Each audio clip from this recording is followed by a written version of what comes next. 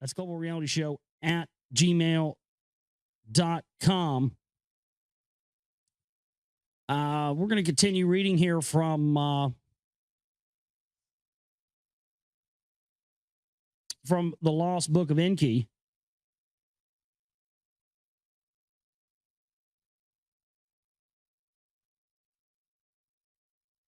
Trying to find where I left off. I just had it. How could this fucking page change when I haven't even been on the page? I had it set right to where we were at.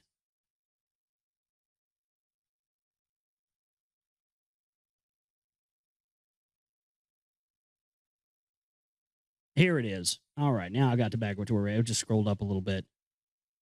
Now this is the account of the judging of Alalu and of the happenings thereafter on earth and on Lamu. In his reed hut, Anu was hurting. In the reed hut, to him, Enki applied healing. In his reed hut, Alalu was sitting. Spittle he spat from his mouth. So he's sitting there like, spitting shit everywhere. In his innards, the malehood of Anu was like a burden. Ugh, that sounds gross. In his innards, the malehood of Anu was like a burden. He had the malehood of Anu inside of him. With Anu's semen were his innards impregnated, like a female in travail, his belly grew. A dude got pregnant like Arnold Schwarzenegger from Anu, like the god of the Anunnakis. Oh, God, I'm sorry, dude. I feel for you. I mean, maybe you should, keep the back door closed more often. I don't know. Ugh. This is some sick stuff in here. On the third day, Anu's pain subsided. His pride was greatly hurting. To Nibiru, I wish to return. Yeah, get me out of here with these ass fuckers, please. To his two sons did Anu say, beforehand upon Alalu, there must be a judgment, a sentence, the crime befitting must be imposed. By the laws of Nibiru, 7 judges were required, the highest rank of them to preside. In the square of Eridu, the heroes were assembled. The trial of Alalu they were observing. For the 7 who judged, 7 seats were provided. And they provided the tallest seat of all to Anu. Yeah, because he's a fucking giant, right? To his right was seated Enki. On the left of Anu, was seated Enlil. On Enki's right, Anzu and Nungal were seated.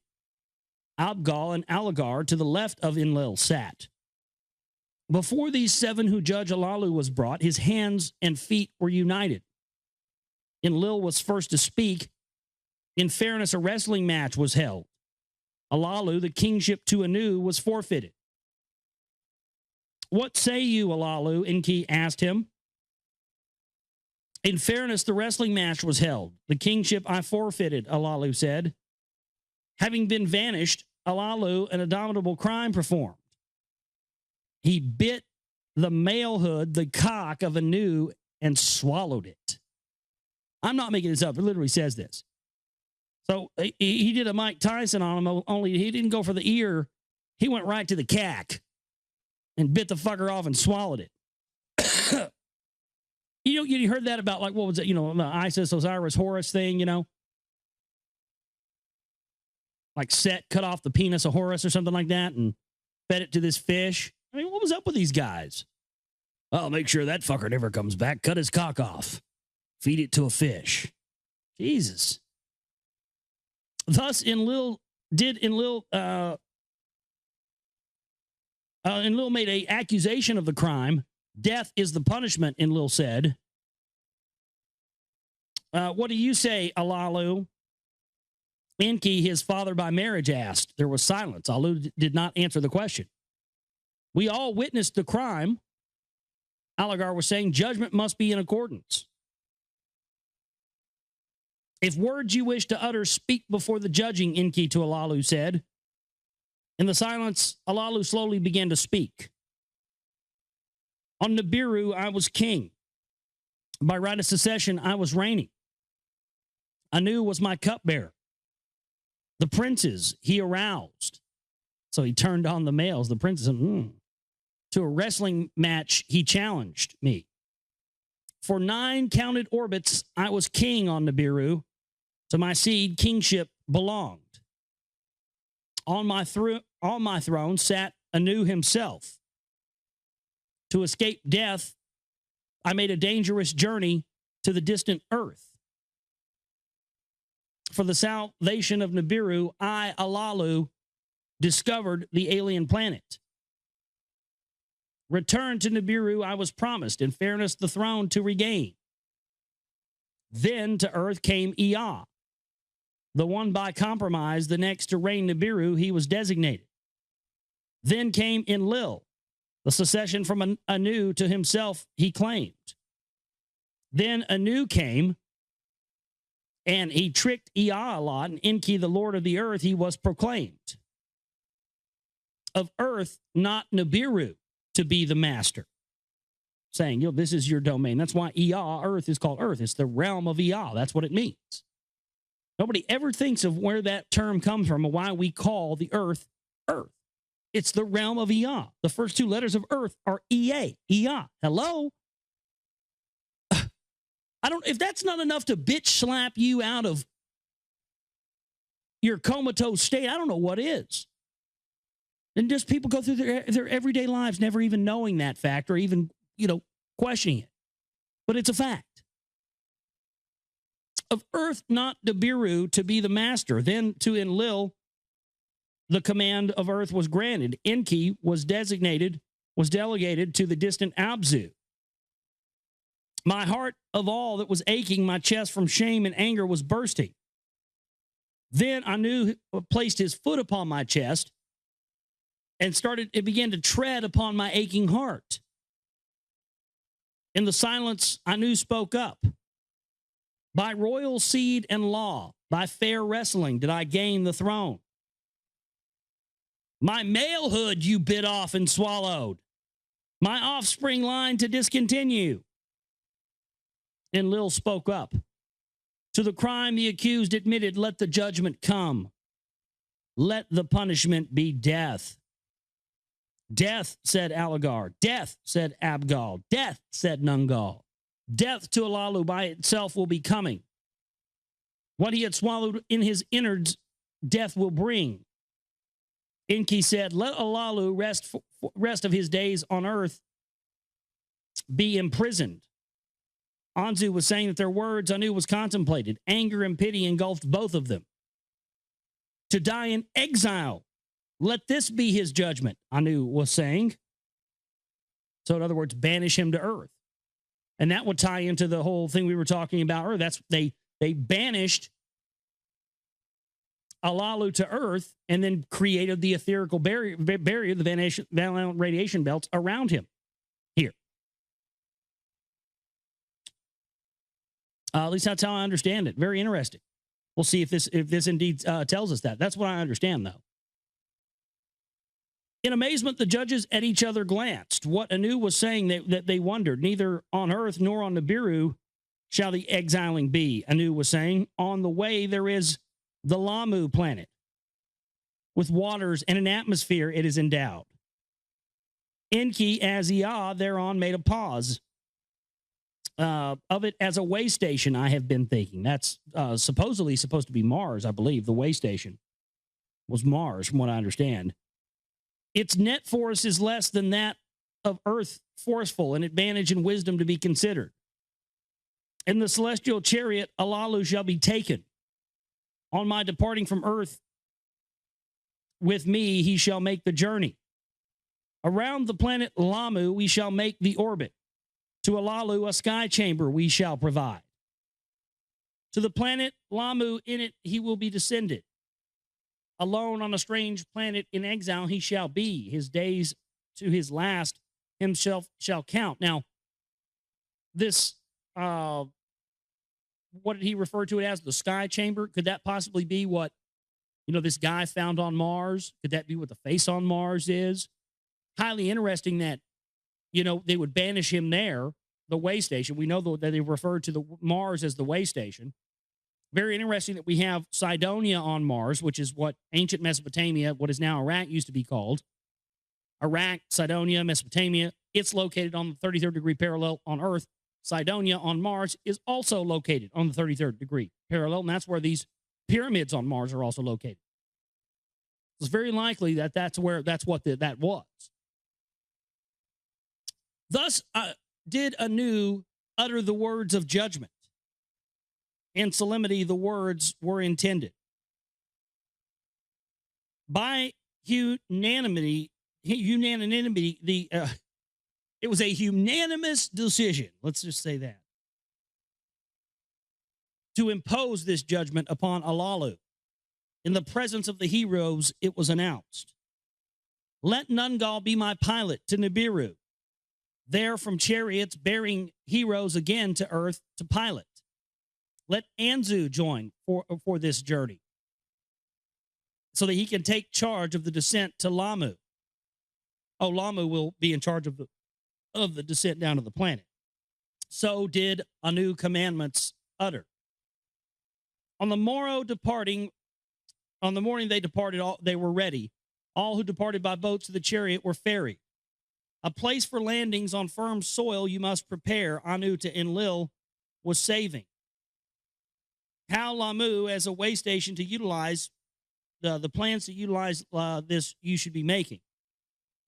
There were farewells, both joy and sorrow. Limping, Anu was limping when he embarked on his chariot. He had his hands, with his hands he tied Alalu, and then drug him into the chariot, the spacecraft. Then to the heavens the chariot soared up, and the royal visit had ended. They made an orbit around the moon, and Anu was enchanted by the sight of the moon. Toward the red-hued Lamu, which is, again, Mars. They say here it's red-hued. There you go. And they circled around it twice. Lower towards the strange planet they came, mountains, sky high, and tears in the surface they noticed. Where Ea's chariot had once landed, they saw that it was located by a lakeside. Slowed by Lamu net power in the chariot, the sky chamber, they readied. Anzu, its pilot, then unexpected words said to Anu, with Alalu to the firm soil of Lamu I shall descend. With the sky chamber to the chariot to return, I wish not. So he's saying he wants to stay down there with him. With Alalu on the strange planet I shall stay. Until he dies, I shall protect him. When he dies of his innards poison, as befits a king, him I shall bury. As for me, I shall have made my name. Anzu, they will say, against all odds, to a king in exile, a companion he was. He saw things by others unseen. On a strange planet, he faced unknown things. Anzu, they will to the end of time shall say, has fallen like a hero. There were tears in the eyes of Alalu. There was amazement in the heart of Anu. Your wish shall be honored. To Anzu, Anu said, hereby let a promise by me to you be made. By my raised hand to you I this swear. On the next journey a chariot by Lamu shall circuit and orbit. Its skyship to you shall descend. If alive it shall find you, the master of Lamu you shall be proclaimed. So he's making him the king of Mars here. When a way station on Lamu's shell has been established, its commander you shall be. Anzu bowed his head. So be it. To Anu he said. Into the sky chamber Alalu and Anzu were ushered. With eagles' helmets and fishes' suits they were provided.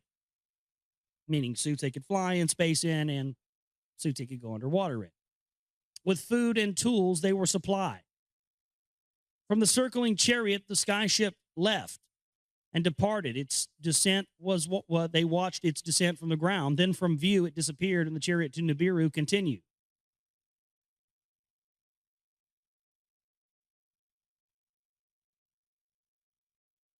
I lost my place. This thing just scrolls down on me sometimes. Here it is. For 9 years was Alu the king on Nibiru. For 8 years, Iridu he commanded. In the 9th Shar, or year, to die in exile on Lamu was his fate. Now, this is the account of the return of Anu to Nibiru. So this is a new segment we're starting here, a new part, the account of Anu's return to Nibiru. And how Alalu on Lamu was buried, how in Lil on Earth the landing place built. On Nibiru for Anu there was a joyous welcome. Anu gave his account to the council and the princes of what had happened. Neither pity nor vengeance from them all he sought. To discuss the tasks ahead of them, he instructed them all. And he outlined a great vision that he had. He assembled a great vision to let the council know about. He wanted to establish way stations from Nibiru to Earth and have all of the sun's family in one kingdom. The first on Lamu to be fashioned, the moon, for the plans he also considered on the other planets or their circling host stations to set up. So he wanted to set up stations on moons on other planets as well. And have a constant caravan of ships just going back and forth between every planet. Sounds smart to me. We will bring the gold from Earth without any interruptions to Nibiru. Perhaps we will find gold elsewhere. So they're saying, oh, we're going to bring all the gold from Earth, and maybe we'll find it on some of these other planets where we have way stations set up as well. The counselors, the princes, the servants, all considered Anu's plans. The salvation of Nibiru they saw in the promise of his plans. Savants and commanders' knowledge of the celestial gods perfected. They added a new kind of rocket ship, so a new technology to their chariots and skyships. So their technology apparently has already evolved at this point of the telling of the story. Heroes were selected for the tasks. I'm guessing heroes. They keep saying heroes. I'm guessing those are like, people of extraordinary strength. And for the task, there was much to learn. The plans were beamed over, I guess, sent by laser fax machine, laser email to Enlil and Enki. And they were told to hurry their preparations on Earth. On Earth, there was much discussion of what had happened and what there is to be done. Enki, Alligar, to be of Eridu, the overseer, made his own steps to the Abzu he directed. Where to obtain gold from the earth's bowels, he then determined.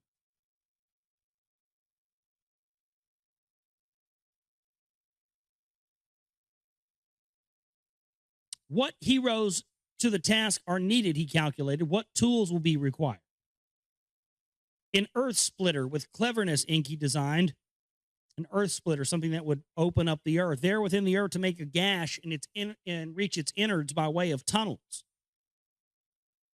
Could this be where these ancient underground tunnels that have been found under the earth, found in places like Dallas when they first built the city sewer system here? They found tunnels that were older than there had been people here, laser etched tunnels under the city of Dallas. Found these little green creatures in there. Yeah. That which crunches and that which crushes was the name of the machine. Of other matters, Nibiru's savants he had to contemplate. So of matters in health and well-being of heroes, he needed to listen. To the heroes, Earth's quick circuits were upsetting. Yeah, they were not happy about the quick orbit because, they're getting older faster. So they're trying to mine this gold, and they're getting older much quicker than they would on their planet, so they can't get the job done. And that's what led to the creation of mankind as a slave race. Earth's quick day and night cycles were causing dizziness to the heroes. The atmosphere, though good, was lacking in some things and too abundant in other things. Of the sameness of the food, the heroes were complaining. We eat the same thing all the time. Oh, he eats fucking chicken. Enlil, the commander, was afflicted from the heat of the sun on Earth. For coolness and shade, he was longing. While in the Abzu, Enki was making preparations.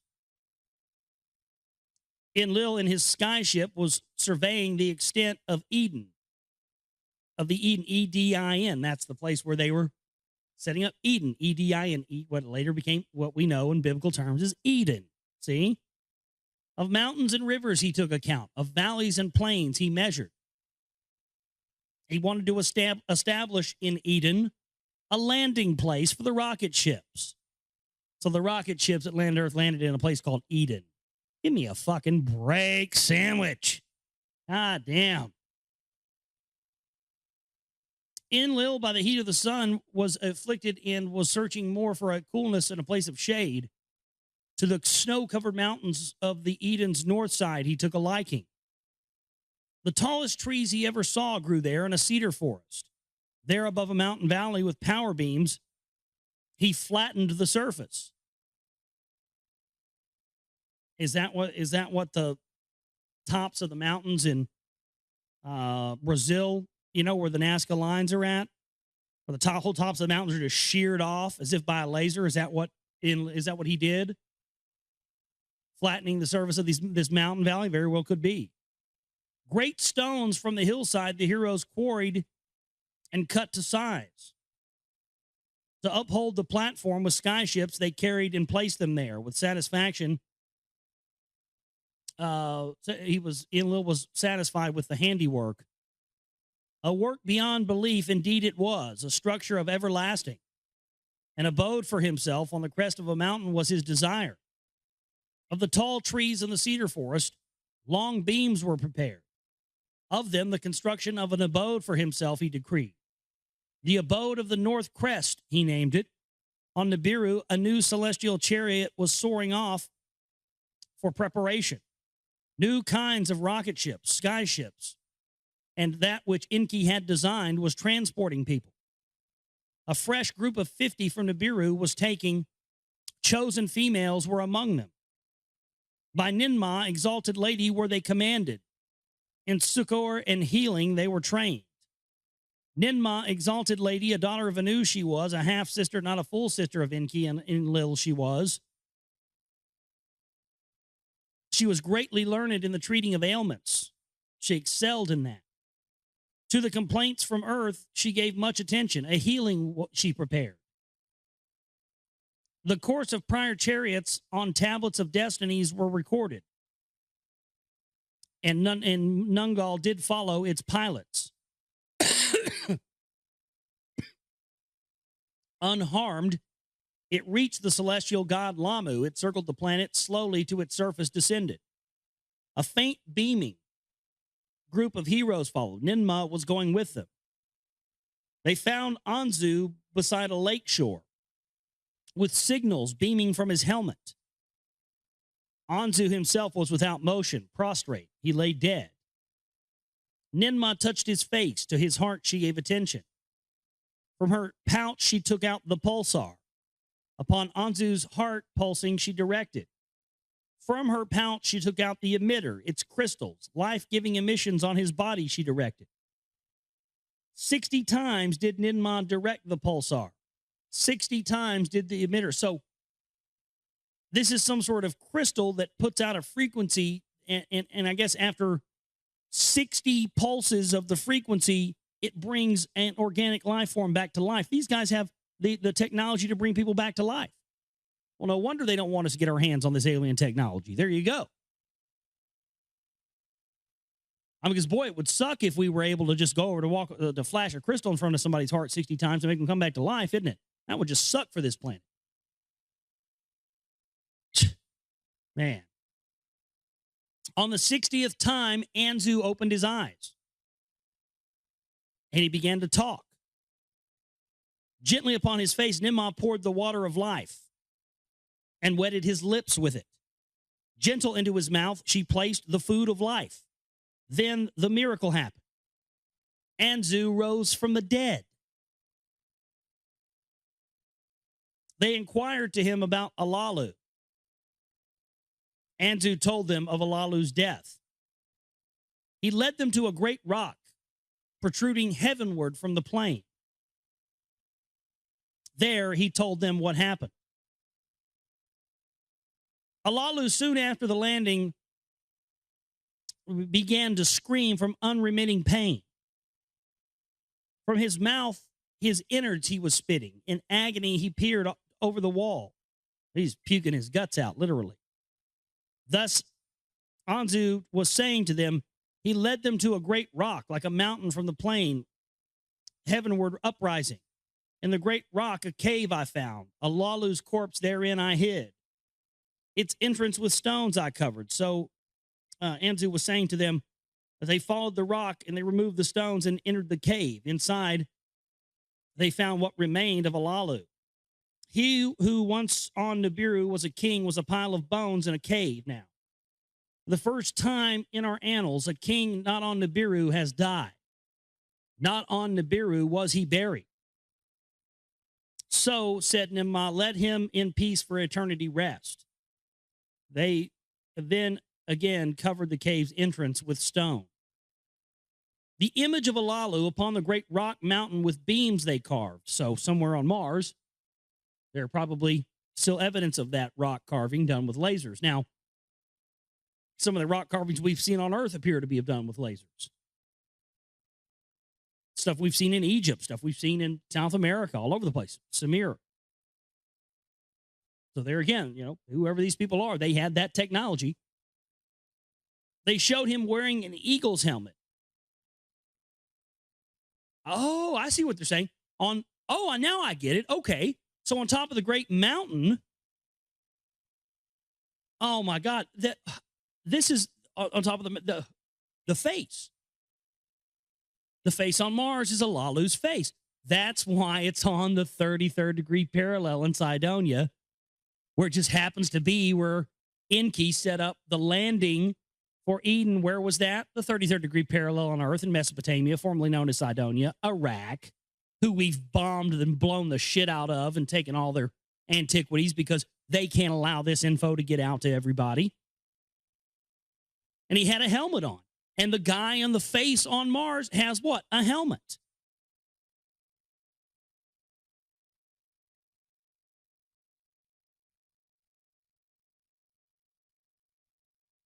It's unbelievable. That's exactly what it was. It was a helmet.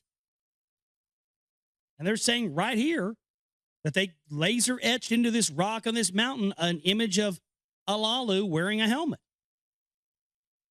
with his face uncovered. My goodness. Let the image of Alalu forever gaze up towards Nibiru, toward Earth, whose gold he discovered. That explains the face on Mars and why they've wanted to cover that up for years. There you go. So Ninmah, exalted lady, in the name of her father Anu, did declare, as for you, Anzu, to you, Anu, the king of his promise, he shall be keeping. 20 heroes with you here shall remain. The way station's building to begin. Rocket ships from Earth, the golden ores, shall here deliver. Celestial chariots from here, the gold to Nibiru shall then transport. Hundreds of heroes shall make their abode on Lamu, on Mars.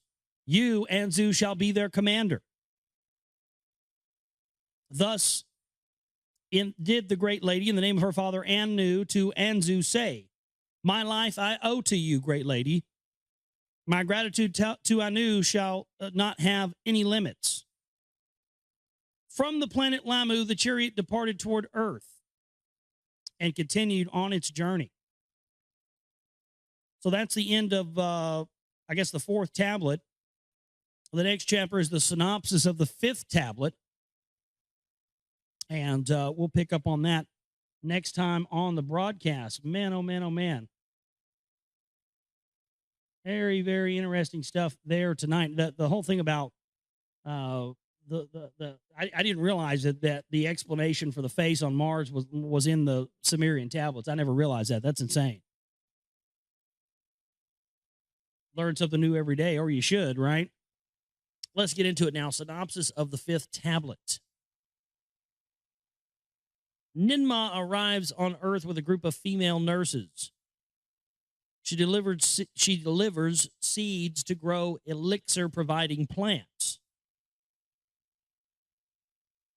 What? Marijuana, psilocybin, peyote, hemp. Yeah, I mean, it's probably what it was. She brings in little news of their out of wedlock son, Ninurta. And the Abzu, Enki establishes an abode and mining sites. In the Eden, Enlil builds space and other facilities. He's building a spaceport. Nibirians on Earth, who on Earth are called the Anunnaki or the Anunnaki, number 600. So there were 600 originally brought down to Earth. I did not know that. 300 Igigi operate the facilities on Lamu or Mars. Exiled for date raping Sud, and Lil learns of the hidden weapons. Date raping Sud? Really? You really said date raping in the Sumerian text? Date rape, huh? Okay. Yeah. I mean, really? Really said date rape in there? I think old Zechariah might have been hitting the cocaine when he wrote that. I don't know. Maybe he misinterpreted. Oh, yes, it says date rape. That's what it says right there. Or date rape, don't you know? Sumerians were all into date rape. Yeah. It's just ridiculous. So exiled for date raping Sud, Enlil learns of the hidden weapons. Sud becomes Enlil's spouse. And then Lil bears a son named Nanar. Ninmah joins Enki in the Abzu and bears him daughters. Nenki, Enki's spouse, arrives with their son Marduk. See, they named their son Marduk here. Going back to the conversation we were having with the email from Cherry earlier. Clans form on Earth as Enki and Enlil beget more sons. Beset by hardships, the Igigi launch a coup against Enlil. Ninurta defeats their leader Anzu in aerial battles. These are what I interpret to be like the Virmanas that are talked about in Eastern mythology. The Anunnaki, driven to produce gold faster, mutiny. Enlil and Ninurta denounce the mutineers. Enki suggests to artificially fashion primitive workers. So here we go. Now we are jumping smack dab into the fifth tablet. From the planet Lamu, the chariot departed towards Earth. The journey continued. Around the moon, they made an orbit and went there to explore a way station. Around the Earth, they made more orbits and slowed down so they could have a splashdown in the water. In the waters beside Eridu, Nungul brought the chariot down to a quay by Enlil constructed. They stepped off. Boats were no longer needed. So there was some sort of platform built of the spaceport there by the water, probably in the Red Sea. Enlil and Enki, their sister, with embraces greeted with Nungul, the pilot. They locked arms. The heroes, male and female, by the present heroes were greeted with shouts. Everything that was brought on the spaceship was quickly unloaded.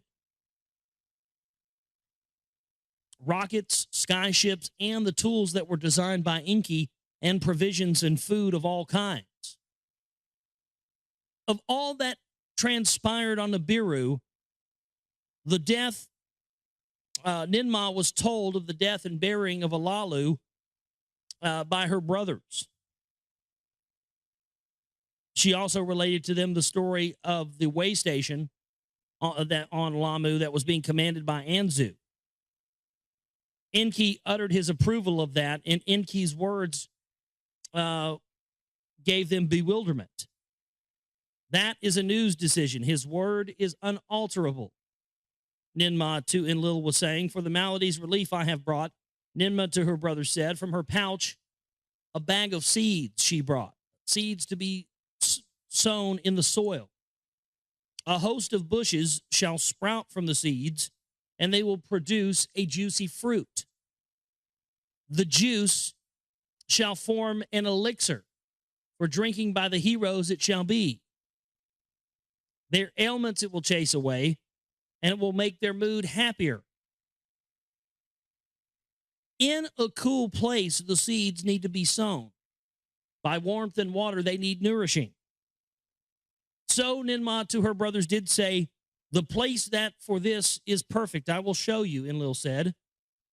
And it's, of course, this is probably going to be the Eden, Edin. It is where the landing place was fashioned, where an abode of cedar wood I have made. In Enlil's skyship, the two of them, Enlil and Ninmah, soared towards the sky. To the landing place in the snow-covered mountains by the cedar forest, brother and sister went. On the great stone platform, the skyship landed. To Enlil's abode they went. Once inside, Enlil embraced her. With fervor, he kissed Ninmah. Oh, my sister, my beloved, Enlil to her whispered. By her loins, he grabbed her. Uh-oh. Keep it in the family. This is where the interbreeding started. Into her womb his semen he did not pour.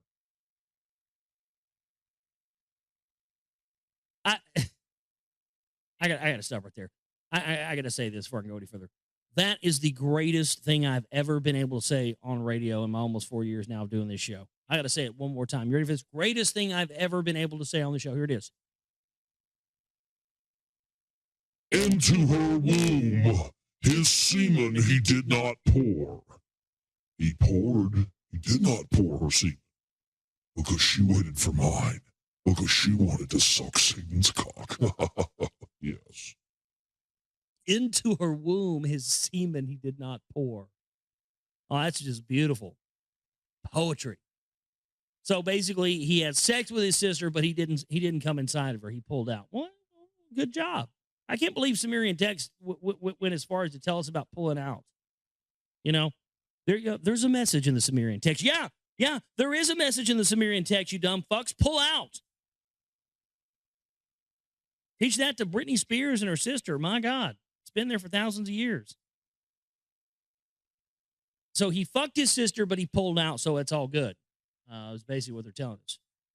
So the moral of the story is it's okay to have sex with your sister as long as you pull out. Well, thank you. Thank you, Sumerian text. Thank you, Anunnaki. Thank you for clearing that up for us. We were all confused. Thank you. Of our son Ninurta, I will bring you word, Ninmah said to him softly. He is a young prince. He is ready for adventure, and he is ready to join you on earth. He is prepared. If you stay here on earth, let us, Ninurta, bring over our son, Enlil to her said. To the landing place, heroes were arriving. Rocket ships and sky ships were carried to the platform. From the pouch of Ninmah, the seeds were obtained. In the valley soils, they were sown. A fruit from Nibiru was to be grown here on earth. In the skyship, Enlil and Ninmah returned to Eridu. On the way, Enlil showed her the landscape and showed her the extent of the Eden. From the skies, Enlil to her explained the plans. I have designed an everlasting plan, he was saying to her. That for which all time construction shall determine I have laid out. That means like he's talking about like all time construction. He's talking about, see, that's a very interesting thing. That's something I've come across in my research and wondered about, but never been able to really prove. He says that for which all time construction shall determine I have laid out. And what I mean, I take that to believe from my research is this. Now I could be off the mark on this, but I'm going to tell you, I've come across that, but seeing that statement there is very telling. It seems that when you see the way that cities are laid out and the grids are laid out, and you can even look at official mainstream documentation on the civilization of Sumeria, the first civilization. And they got it right, even when you go look at like the Library of Congress, real milquetoast mainstream information, historical information regarding Sumeria. you find that it talks about how they had societal structure that we follow to this day set up, one shot, one try. Where'd they get that knowledge from? They had sewage systems. They had, credit systems. They had a very sophisticated society that's not much different from ours today. And that's what he's saying here. And so when you see new cities built and you see the way these grids are built and the way they put them on certain parallels and things, it almost gives you the idea that the reason why we see, the Statue of Liberty, Queen Semiramis, going back to this time, or we see, Washington, D.C. built the way it is and these obelisks everywhere. It's almost as if it's in the elite's playbook that from this ancient creed from the Anunnaki that they have to continue to build throughout time in the way that Enlil had said that they had to build. Away from Eridu, where dry lands begin, I shall make my quarters. La Arsa will be its name, a place for directing it shall become. On the banks of the Buranau River of the deep waters it will be located. A twin thereof a city shall in a future arise. Lagash I shall name it. Between the two plans a line I have drawn. 6 leagues thereafter a healing city shall come into being. A city of your own it shall be, Shurabak. The haven city I shall name it. On the center line it shall be located. To the 4th city it shall be leading. Nibiru, key. Earth's crossing place I will name it. A bond, heaven.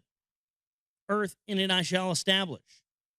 The tablets of destiny it shall house. All missions it will control. The tablets of destiny. This could be what they've been looking for.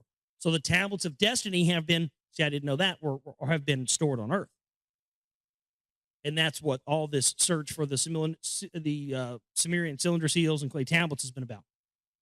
They're looking for the tablet of destiny with all these, basically these missions for what to do on Earth and in other places. They very well probably have found them by this point.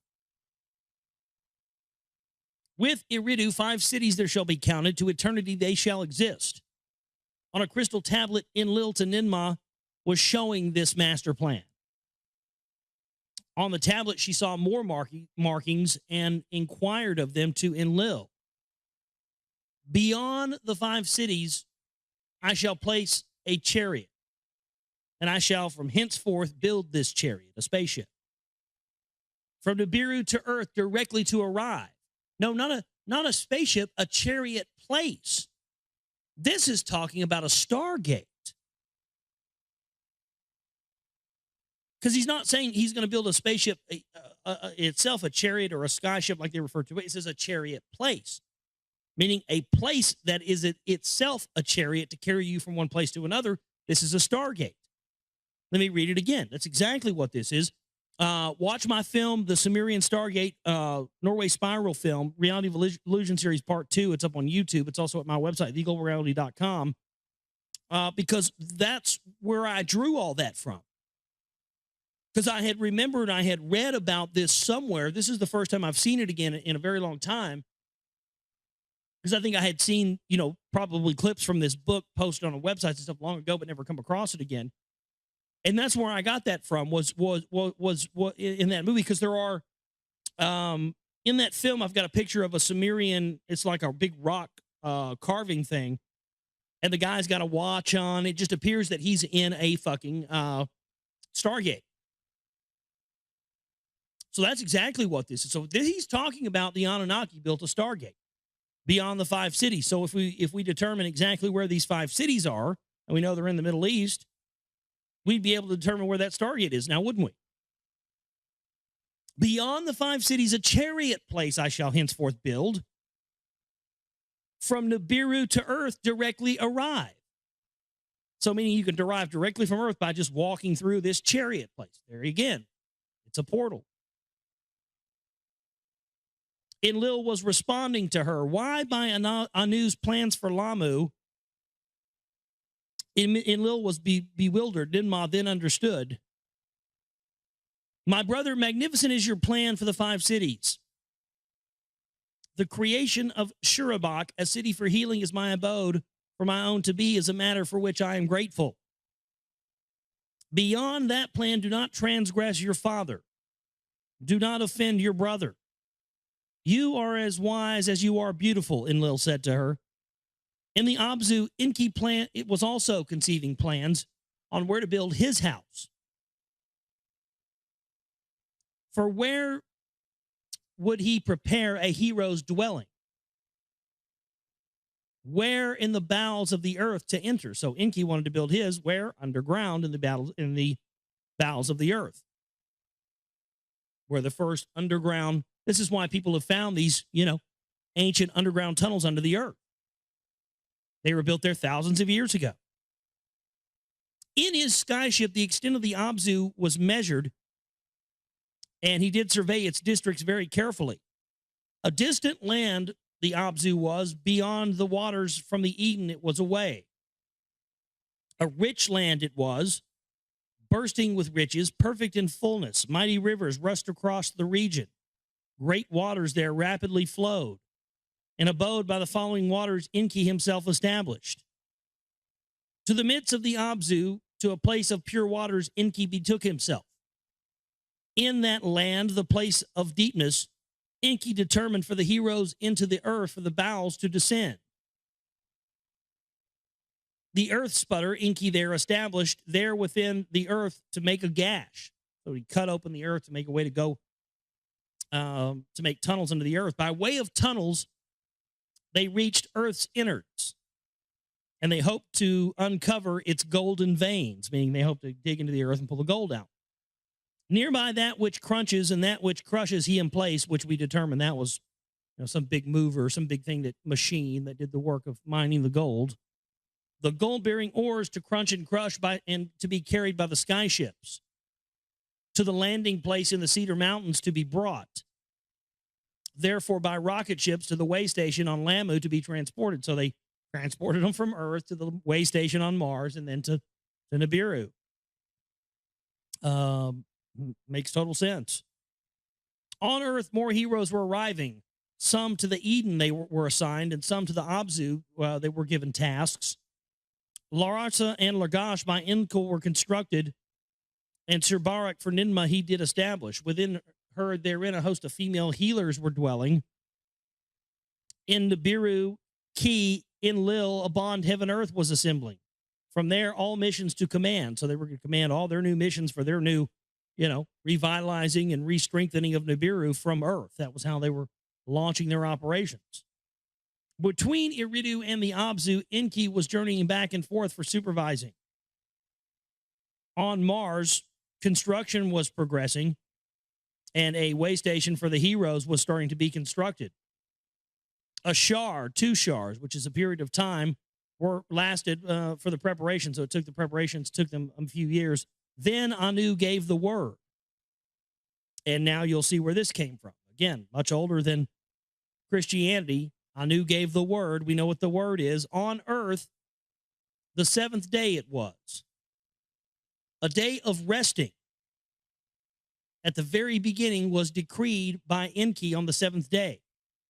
So the idea of the 7th day being day of rest goes back to the time of Enki. Not way before the Bible, ladies and gentlemen. There you go. God damn, get over it.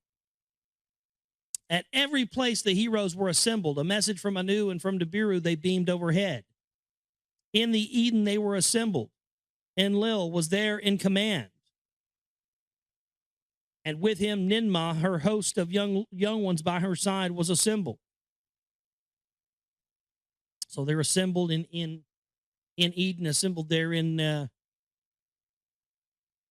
getting ready for something obviously to happen next. Let's see how much we have left here.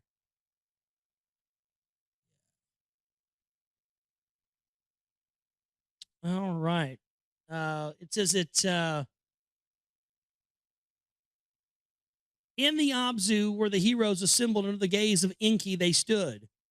With Enki was his vizier Izimud. Nungul the pilot was there too. On Lamu the heroes were assembled. With their proud commander Anzu they stood. 600 were on Earth, 300 on Mars were gathered. In all, there were 900. The words of Anu the king they all heard. Heroes of Nibiru, you are the saviors. The fate of all is in your hands. Your success shall for eternity be recorded. By glorious names you shall be called. Those who are on earth shall be forever known as the Anunnaki. Those who from heaven to earth came. So what we refer to as heaven, we now know to be Nibiru.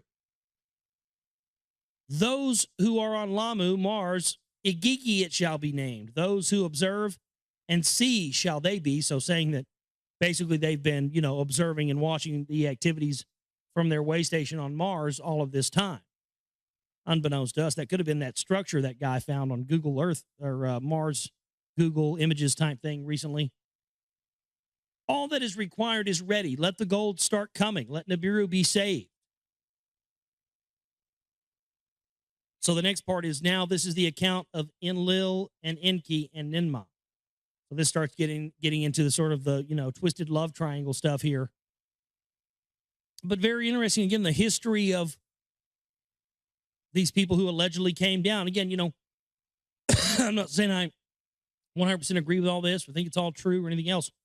But a lot of this stuff is just hard to deny. It's hard to ignore. And I see a clear pattern that has been set before us by these gatekeepers of the phony truth movement.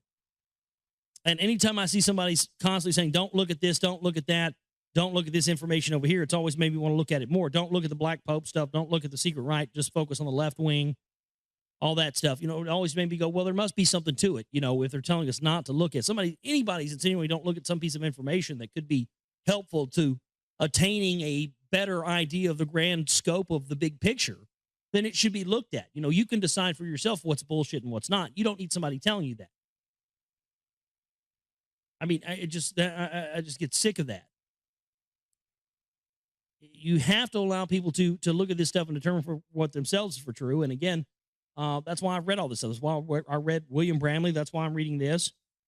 Because I felt like for the longest time of the show, I was just kind of making broad assumptions about things and dismissing certain things without really giving them a fair shake.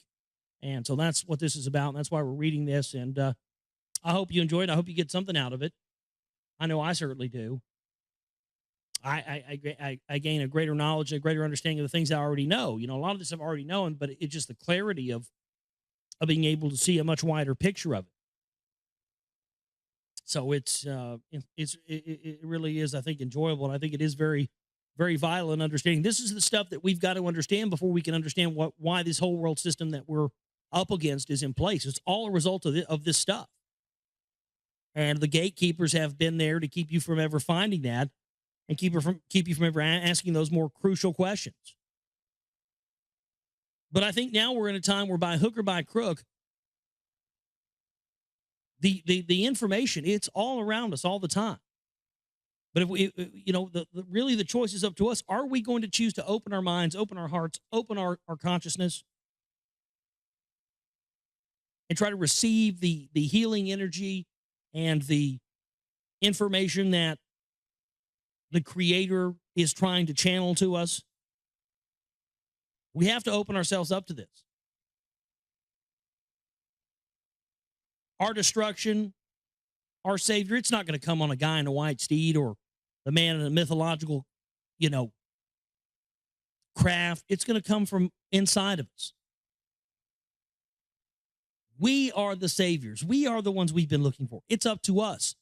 That's what these different incarnations of Ea and Enki were trying to tell us, be it Jesus or any of the other ones, Quetzalcoatl, on and on, that we are them and they are us. And everything that we've been told they are capable of and God is capable of, we are capable of, because we are of that. And that's what they don't want us to know. And we just got to keep pushing for it. We have the power, not the people that run the banks and the people that run this criminal death machine. That's what it is, a gigantic mafioso criminal death machine. We are the ones with the power, not them. And that's why everything is designed to keep us restricted from that power and to keep us from knowing it. But knowledge is power. And that's what we have to continue on for. let's get into where we left off last night of the Lost Book of Enki here. The last thing that we read, Heroes of Nibiru, you are the saviors. The fate of all is in your hands. That's where we left off last night. So we're going to pick up here on page 111 tonight, the Lost Book of Enki. Let's just jump right into it. Your success shall for eternity be recorded. By glorious names you shall be called. Those who on earth are shall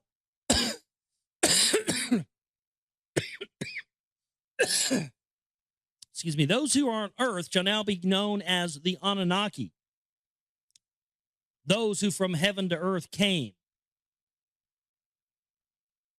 Those who are on Lamu are Igigi and shall be named. Those who observe and shall see, they shall be. All that is required is ready. Let the gold start coming. Let Nibiru be saved. Now, this is the account of Enki, Enlil, and Ninmah. So this is actually where we left off last night. I just want to back it up a little bit. Their loves and espousals, and by their sons, their rivalries. The offspring of Anu were the three leaders, and they were all born by different mothers. Enki was the firstborn son. A concubine of Anu was his mother. Enlil was born by Antu, the spouse of Anu, who was born the legal heir he became. Ninmah was born by another concubine, a half-sister of the two brothers she was. The firstborn daughter of Anu she was. By her title name Ninmah, this was indicated. Greatly beautiful she was, full of wisdom, one quick to learn. Ea, as Enki then was named, see, they clarify that for you. Ea was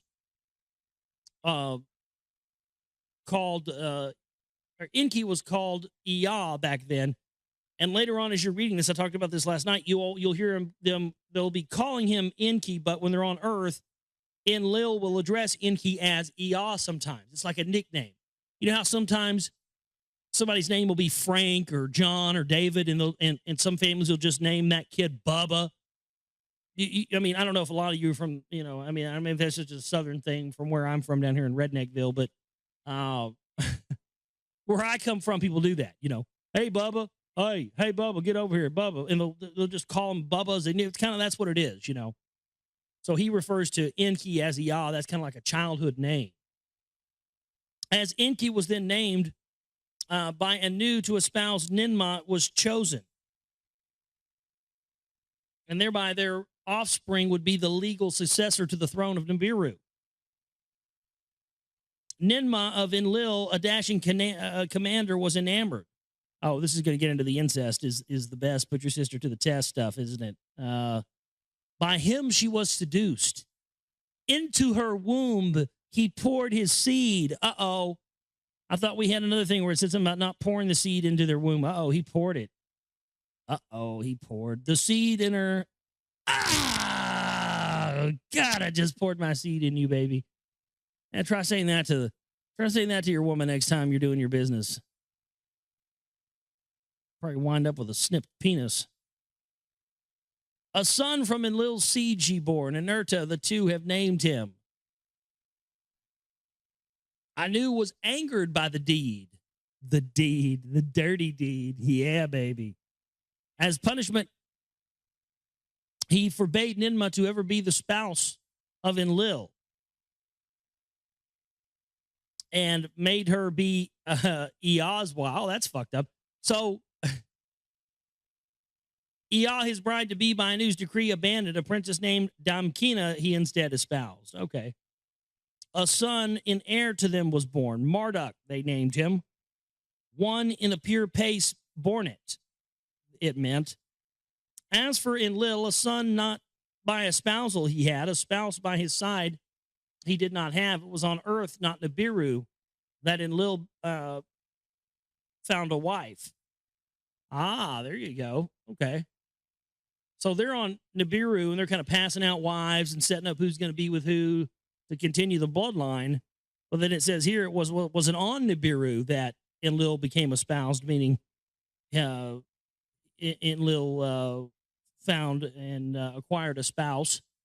He acquired a spouse on earth. So this must have been what the Bible talks about with the Nephilim and mating with the daughters of man. And Lil, got down there and did some banging and created mankind and said, oh, we got a slave race. But unfortunately, because these folks who we're talking about here, obviously, if they're talking about the secession of their bloodlines, it's pretty clear these people weren't slaves, right? No, we're not talking about. So it was the arrogance of these, royal genetic seed bloodline Anunnaki. It was their arrogance to believe that they could create a slave race using their own DNA that would want to be or would be okay with their enslavement. It is not in our DNA to be enslaved. That's why it is natural to rebel against your slavery. Spiritual slavery, money slavery, job slavery, whatever it may be, relationship slavery. It is not within our construct to be enslaved. We didn't come from that. That's why we feel the need to break free from it. But they'll tell you you're crazy if you don't want to go along with it and be a good slave.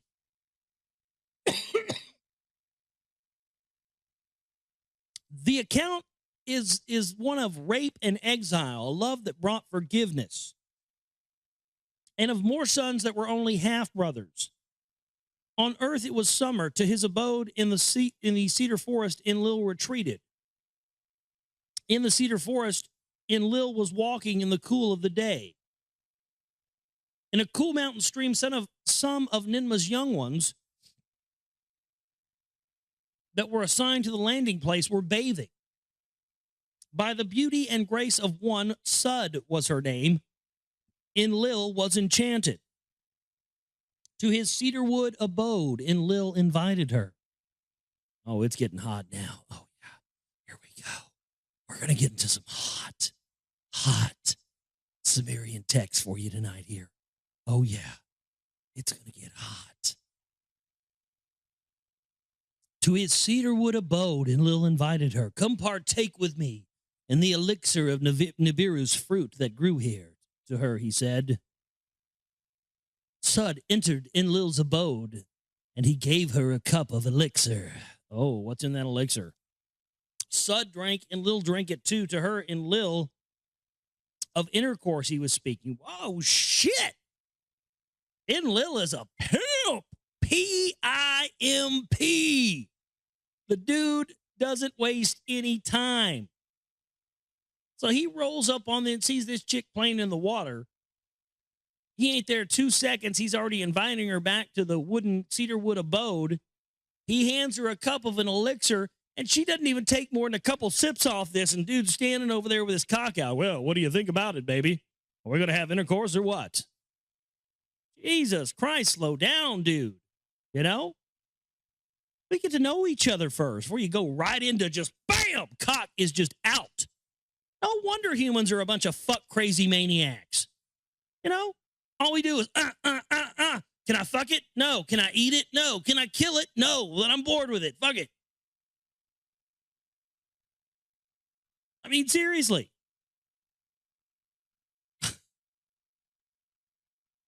No wonder we want to fuck everything that moves. We were created by a bunch of horny maniacs. We wonder why there's fucking 500 trillion of us on this planet. My God. The people that created us were fucking all the time. What do you think we want to fuck all the time? When we look at, oh my God, we have to have eugenics. You have to kill us. There's so many of us. Well, my God, well, maybe go talk to your bloodline ancestors about that then, Rockefeller. Fuck. This guy gives her a sip of some drink, man. She didn't get 2 drinks down. He's like, oh, wow, look. Now listen to this. Listen to what she says. I'm not kidding you. You can get a copy of this book. I'm not making this up. I'm not trying to be perverted. This is what it says. So he was talking about intercourse, and it says, unwilling was the lass. Aye, unwilling was the lass. What is this, written by a fucking drunkard Irishman? Aye, Enlil was speaking of intercourse, but aye, unwilling was the lass. It's a bunch of pirates, pirate aliens. And I'm not kidding you. This is what she says. She says, my vagina is too little. It knows not copulation. To Enlil, she was saying. So she said her Her vagina is too tight. It knows not copulation, so she's never been penetrated. And, so he's like, so he's, he's totally, like wanting it bad now. He's like, oh shit, you're a virgin too? Fuck. Oh man, I'm good. Damn it. I saw you swimming around over there. And shit, I move fast, but damn. Doing her and Lil was kissing and was speaking. Unwilling still was the loss. My lips are too small. They know not kissing. And Lil laughed and embraced her. Suck Satan's cock. Get that big scaly woodpecker down your gullet, baby. You're gonna like it. Oh, yeah. Oh, kiss it, yes. Oh, that's what I like. Oh, and Lil likes that. You didn't know that in Lil was also Lucifer, did you? Suck Satan's cock, baby. His semen poured into her womb. This is dirty. Triple X Sumerian text. No wonder they don't want us reading this stuff. 5,000-year-old porn etched into rocks. Who knew, right? I sure as fuck didn't. That's what I'm saying. You get these letters from people all the time. Can you not cuss on your show? I want to allow my little kids to listen to it. This is an NC-17 show here for that reason. Because if I would have been reading this on air on some, FM station or something, or somewhere where I couldn't cuss, that wouldn't have been my fault. I didn't know all this stuff was in there. Literally, this is talking about my pussy lips are too tight and pouring semen into the womb. I didn't have any idea any of this stuff was in there. I'm sorry. I know I'm there's people out there that want to allow their kids to hear this information, but sometimes this stuff. That's what I don't know. You gotta let kids be kids. Get them. I understand it's important. Also, you want to start teaching these kids at a young age, but I'm just saying, man. Sometimes this stuff gets into dirty territory. It's not necessarily just me, up here ranting and raving and using cuss words all the time. My goodness. Every other page, somebody's pouring semen into somebody's womb, or like the other night, biting somebody's cock off and then puking up blood, and there's, tight vag and stuff in here. This shit is fucking filthy. But guess what? You know what's funny about it all? This is where all the teachings of the Lord came from, ladies and gentlemen. Yes, it is. Yeah.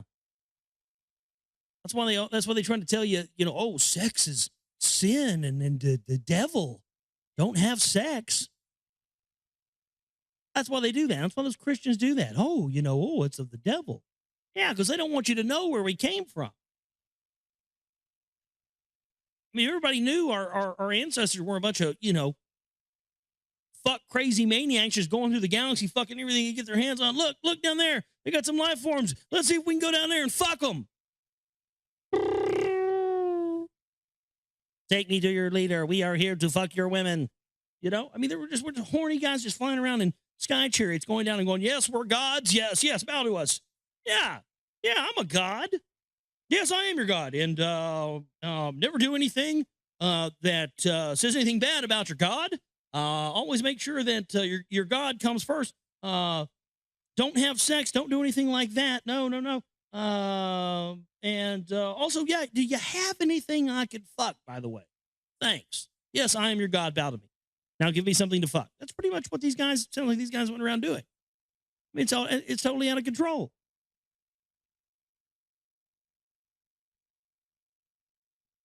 This is just filthy. To Ninmah, Sud's commander, the immoral deed was reported. Enlil, immoral one, for your deed judgment you shall face. So did Ninmah to Enlil in anger say. In the presence of 50 Anunnaki, 7 who judge were assembled. 7 who judge on Enlil a punishment decreed. Let Enlil from all cities be banished. To a land of no return let him be exiled. In a sky chamber, they made Enlil leave the landing place. Abgal was his pilot.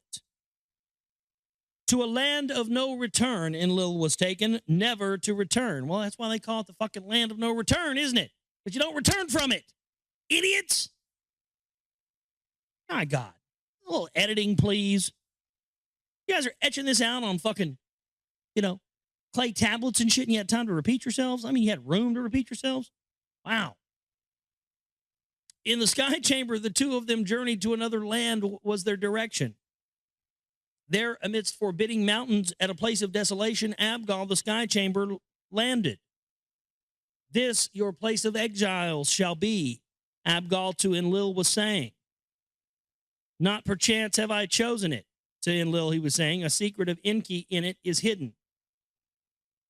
In the nearby cave, Enki 7 weapons of terror has hidden. Also, he hid 7 nuclear weapons in there. Oh, that was smart. This guy's going around banging your half-sister, getting her pregnant, and, you want to give him nuclear weapons? Again, we have to start coming to grips with the fact that it could be possible the people that we think are gods were very smart. Just as dumb and irrational and as any of our elite leaders are today, it sounds like, doesn't it? Kind of bumbling their way through things. Everything's new. That's why it seems that the spirit world is so much more removed from that reality. Because we're still talking about the physical plane here. But now that we get into the stuff where, these people have the technology to manipulate that as well, it's a totally different thing. From Alalu's celestial chariot, he had them removed. Take the weapons into your possession. With the weapons, you will attain your freedom. So was Abigail to his commander, saying, a secret of Enki to Enlil he did reveal. Then Abigail departed from the secret place, and Enlil was alone left there. In the Eden Sud to Ninmah, her commander's words were speaking. By Enlil's seed I am pregnant. A child of Enlil in my womb has been conceived. Ninmah Sud's words to Enki conveyed, the Lord of the earth he was. On earth he was supreme. They summoned Sud before 7 who judge. Will you take Enlil as your spouse? They asked her. She said yes. To espouse Sud Enlil from his exile was returned. By that, Enki and Ninmah to him gave a pardon. So they pardoned him and allowed him to come to earth. Enlil's official spouse was Sud. It was declared her name title to be Ninlil, Lady of the Command. She was bestowed. Thereafter to Ninlil and Enlil a son was born, Nanar, the bright one. Ninlil named him. He was the first of the Anunnaki on earth to be conceived. One of Nibiru's royal seed on an alien planet was born. It was after that Enki to Ninmah was speaking. Come be with me in the Abzu.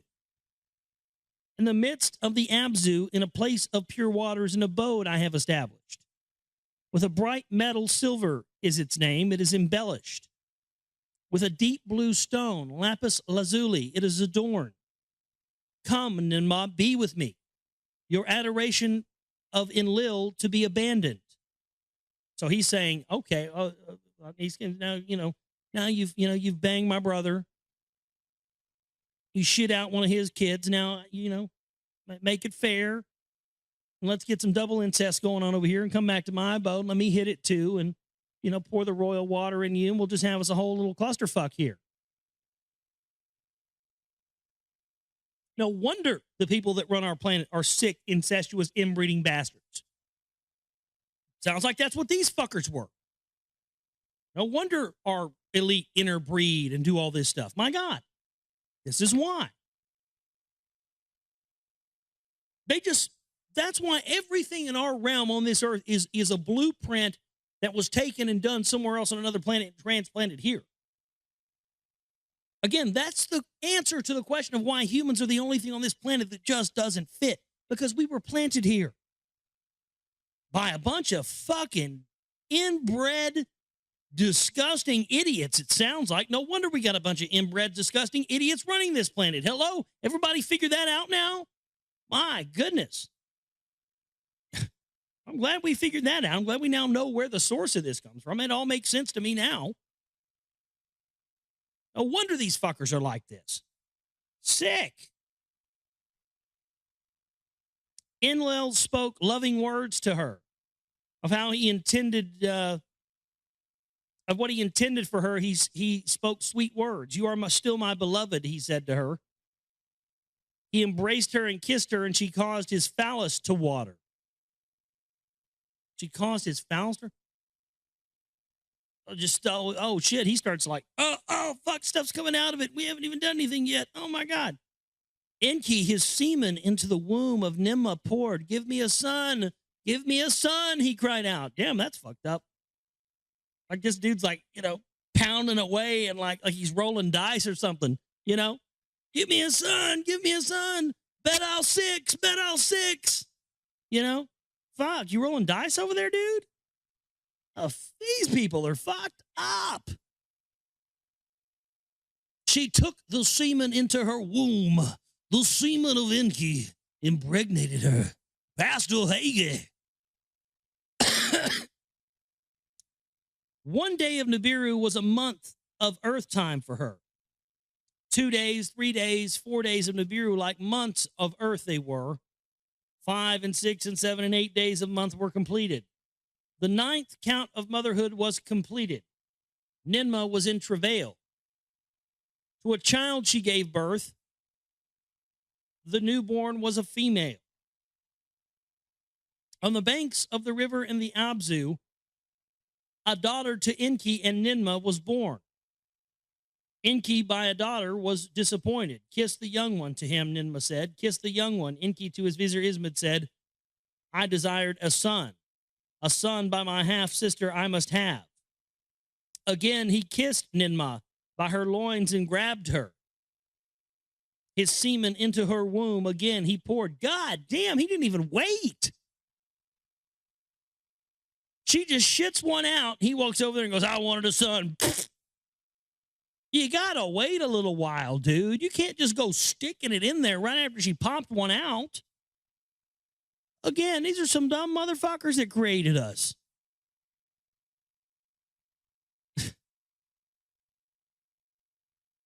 You gotta wait, dude.